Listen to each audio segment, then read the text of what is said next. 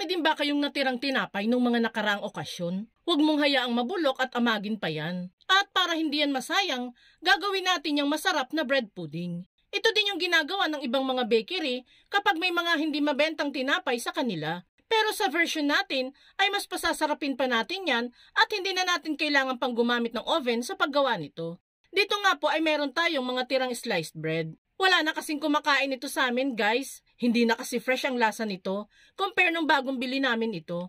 Kaya bago yan amagin at itapon, ay gagawa na natin yan ng paraan. Pwede din po dito yung mga tira ninyong pandesal, monay, at iba pang klase ng tinapay.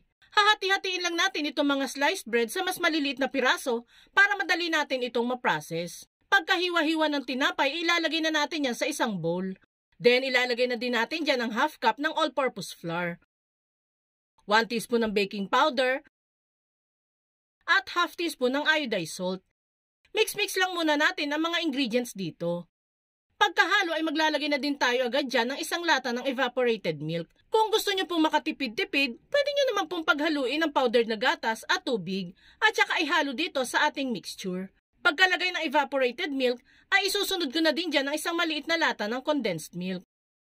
After niyan ay maglalagay na din tayo ng 1 tablespoon ng vanilla extract for extrang bango at extra flavor dito sa ating gagawing bread pudding. Mix-mix lang natin yan hanggang sa magsama-sama na ang mga sangkap. Dito guys, parang medyo nakukulangan pa ako sa tamis nitong mixture natin. Kaya mag-a-add pa ako dyan ng half cup ng asukal at estimated 3 tablespoon ng tubig. Para po din na kayo mag-add pa ng asukal, malaking condensed milk na po ang bilhin nyo dito. Halu-haluin at durug-durugin lang natin ang mga tinapay dito hanggang sa wala ng malalaking chunks ng tinapay ang makikita sa mixture. Kung hanggang ngayon ay nanonood ka pa, it means na interesado ka sa recipe natin today. Kung sakali pong magugustuhan mo itong bread pudding recipe natin, pwede po bang pusuan mo naman ang video natin? At mag-iwan ka na din po ng comment na, I love this bread pudding. Maraming salamat po! Kapag ganito na yung kinalabasan ng ating mixture, ay okay na po iyan. I-rest po natin muna ito kahit 10 minutes lamang po. Pagka-rest ng ating mixture, ay pwede na natin itong isalin sa pre-prepare natin na lagayan. Kaya po pala dalawa ang lagayan natin dito dahil dalawa din po kasi ang paraan natin ng pagluluto dito. Pagkalagay ng mixture ay ibagsak-bagsak ito para mas maging intact ang mixture. After niyan ay pwede na itong lutuin. Yung isa nating mixture ay lulutuin natin sa ating air fryer. I-set lang ang init nito sa 200 degrees Celsius at i-set din ang timer sa 30 minutes. Balikan na lang natin yan after ng 30 minutes. Yung isa naman nating mixture ay lulutuin natin dito mismo sa kaldero. Bale, mainit na tong kaldero natin guys. At lalagyan na lang natin yan ng metal rack tulad nito. Para po hindi directly nakadikit ang ating loaf pan sa kaldero. Take note na wala pong lamang tubig ang kaldero natin ha. Lutuin lang natin ito nang nasa low heat sa loob ng 1 oras. Makalipas ang 30 minutes ay check na natin yung niluto natin sa air fryer. Yan guys, makikita ninyo dyan na lutong-luto na itong bread pudding natin.